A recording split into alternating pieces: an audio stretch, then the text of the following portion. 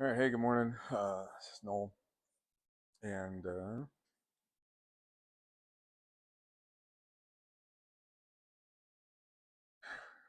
happy Wednesday for me. Um,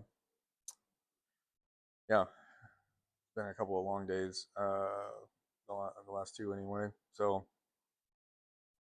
uh, yeah, I'm just reading Luke 6 this morning, and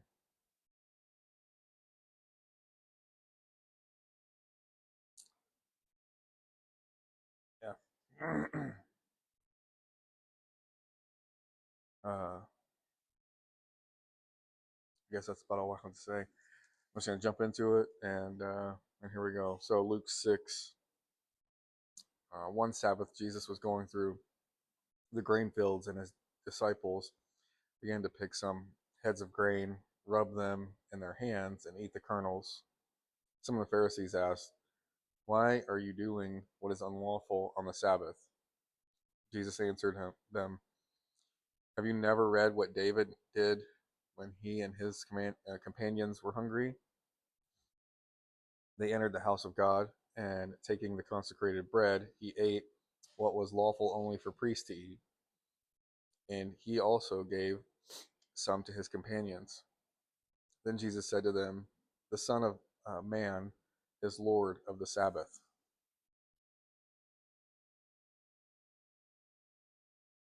On another Sabbath, he went into the synagogue and was teaching, and a man was there whose right hand was shriveled. The Pharisees and the teachers of the law were looking for a reason to accuse Jesus, so they watched him closely to see if he would heal on the Sabbath. But Jesus knew what they were thinking and said to the man with the shriveled hand, "Get up, and stand in front of everyone." So he got up and stood there. Then Jesus said to them, "I ask you, which is lawful on the Sabbath, to do good or to do evil, to save life or to destroy it?" He looked around at them all and then said to the man, "Stretch out your hand." He did so, and his hand was completely restored. But they were furious and began to discuss, gosh, uh, and began to discuss with one another what they might do to Jesus.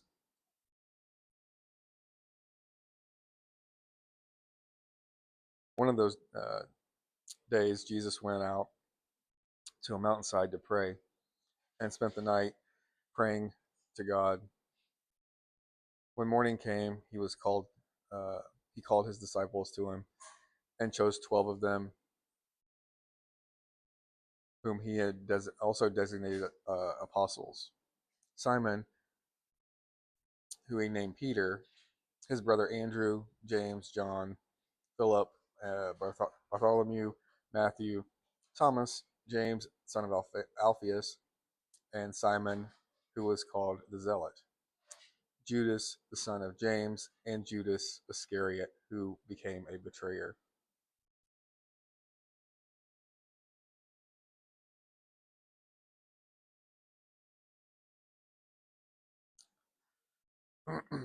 He went down with them and stood on a level place. A large crowd of his disciples were there, and a great number of people from all over Judea, from Jerusalem, and from the coast of Tyre and Sidon, whatever, uh, who had come to hear him and to be healed of their diseases. Those troubled by evil spirits were cured, and the people all tried to touch him, because power was coming from him and healing them all. Looking at his disciples, he said, "Blessed are you who are poor, for yours is the kingdom of God. Blessed, blessed are you who hunger now, for you will be satisfied.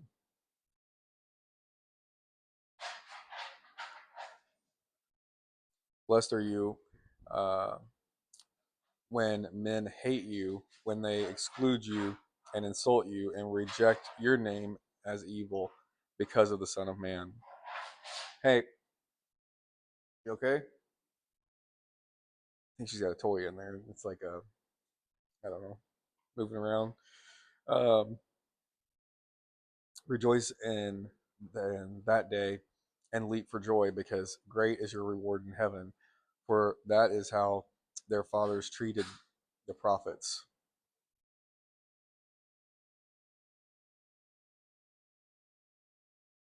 But woe to you who are rich, for you who have already received your comfort. Woe to you who are well fed now, for you will go hungry. Woe to you who laugh now, for you will mourn and weep. Woe to you uh, when all men speak well of you, for that is how their fathers treated the false prophets.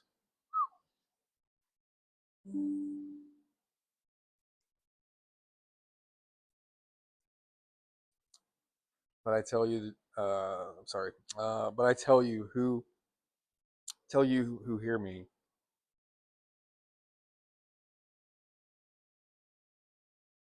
love your enemies, do good to those who hate you, bless those who curse you, pray for those who mistreat you. If someone strikes you on one cheek, turn to him uh, the other also. If someone takes your cloak, do not stop him from taking your tunic. Give to everyone who asks you. If anyone takes what belongs to you, do not demand it back. Do to others as you would have them do to you.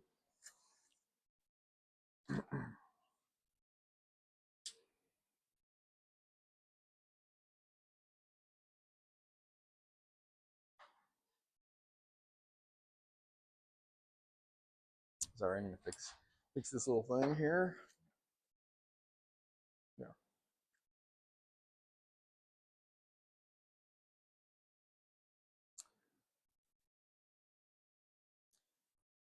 If you love those who love you, what credit is that to you? Even sinners love those who love them. And if you do good to those who are good to you, what credit is that to you? Even sinners do that.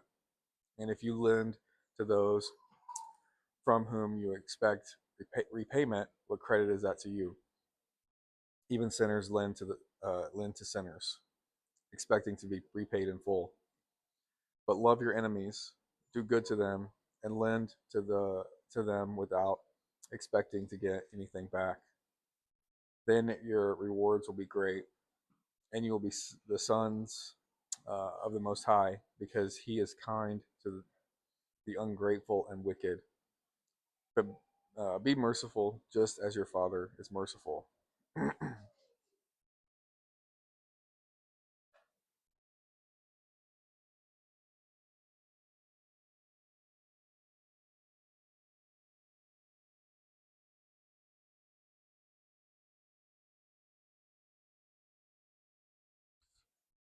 Right.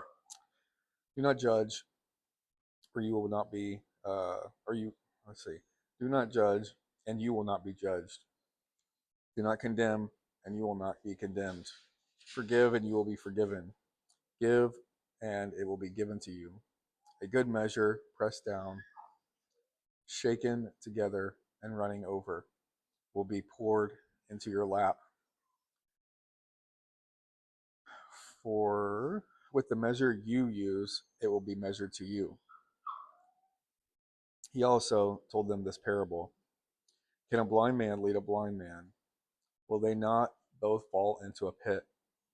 A student is not above his teacher, but everyone who is fully trained will be like his teacher. Why do you look at the speck of sawdust in your brother's eye and pay no attention to the plank in your own eye? How can you say to your brother, Brother, let me take the speck out of your eye, when you yourself fail to see the plank in your own eye? You hypocrite. First take the plank out of your eye, Then you will be able to see clearly to remove the speck from your brother's eye.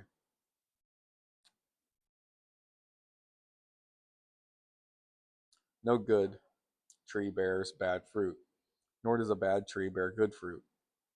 Each tree is recognized by its own fruit. People do not pick figs from thorn bushes or grapes from briars.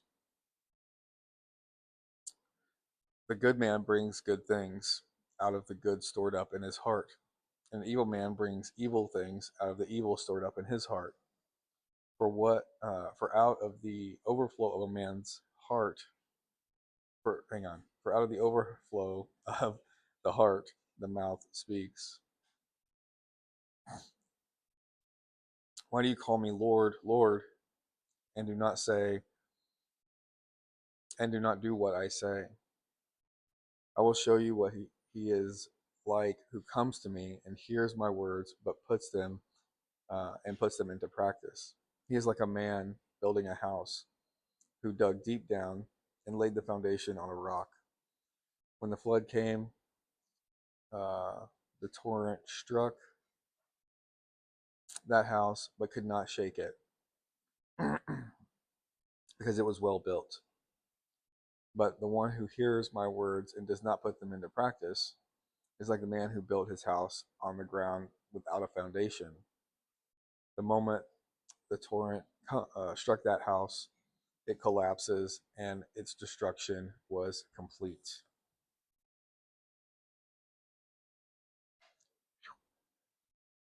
Luke 6.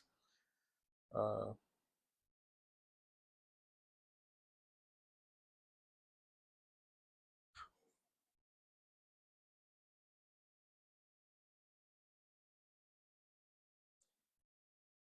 Man, I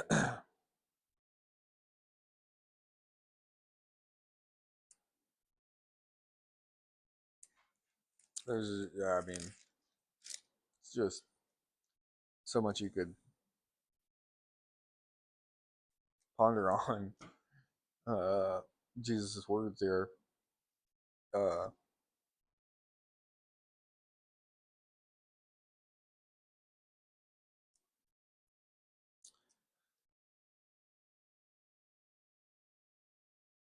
from the blessings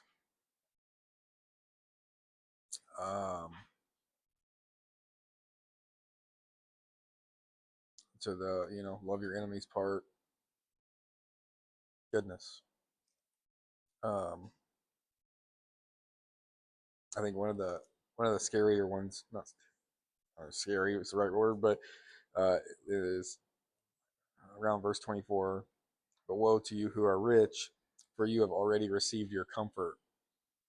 Woe to you who are well fed now, for you will go hungry. Like, I know we like to think of the rich being, uh, you know, wealthier than us. But when you put it in terms of comfort and food, that's you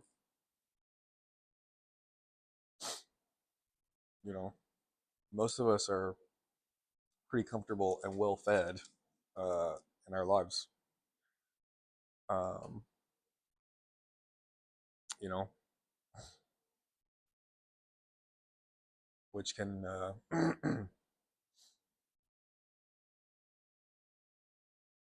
almost distract us or block us from a need, for, uh, you know, for the real Jesus.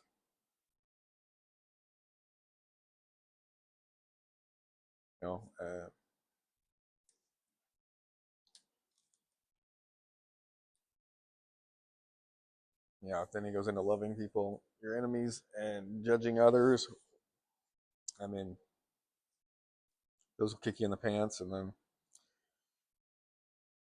uh, the one like I've talked about before. I think back in Matthew, um, one of the I don't know. most, I don't know, enlightening verses. I don't know how you want to put it, but to me anyway, one of the most enlightening verses is um, he talks about, for out of the overflow of his heart, his mouth speaks.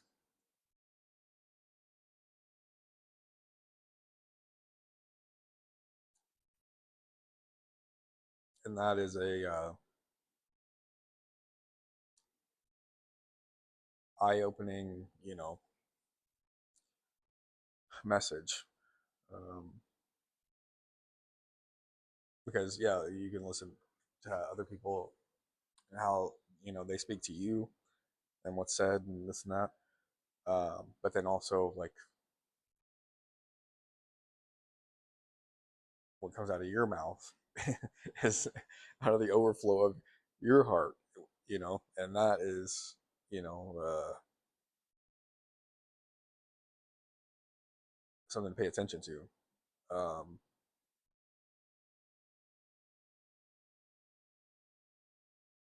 yeah,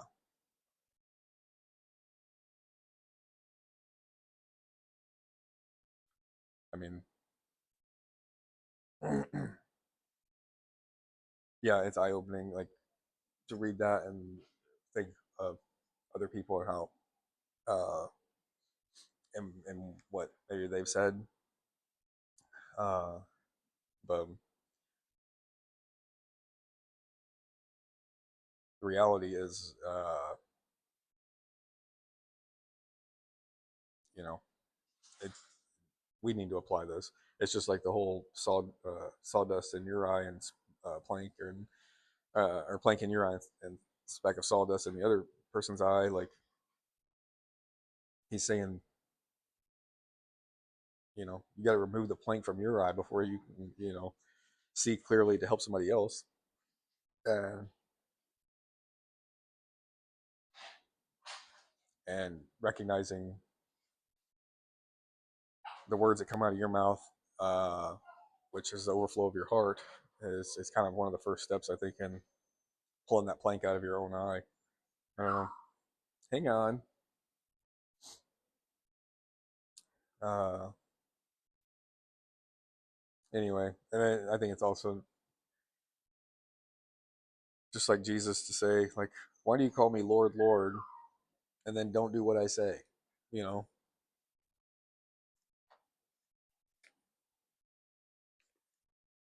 that's yeah. Why do we do that? I mean, oh gosh, wake up, man. Not you, me. You know, just yeah,